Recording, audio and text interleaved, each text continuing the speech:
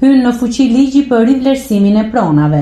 Ligji që u jep të drejtojnë qytetarëve dhe bizneseve që të rivlerësojnë pasuritë e tyre të paluajtshme me një normë tatimore prej 5%, hyn zyrtarisht në fuqi më 22 janar.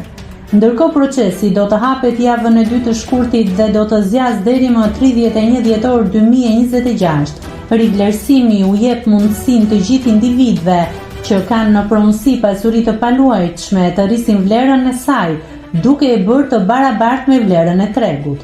Ky proces pritet të rihapshit blerjen e pronave pasi pronarët dhe agjensitë ishin në pritje të miratimit të ligjit për të mos paguar normën tatimore në 15%.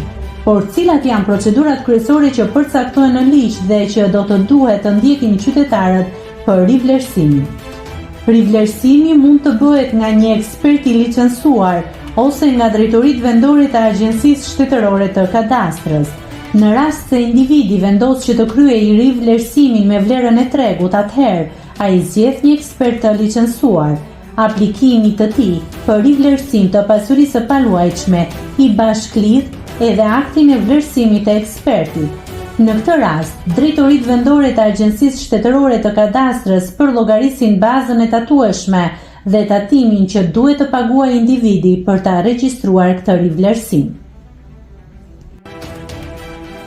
Nëse klikoni mbi butonin subscribe, do t'ju shfaqen të gjitha publikimet tona. Ju ftoj t'i bëni subscribe kanalit, të pëlqeni videot dhe të lini komentin tuaj.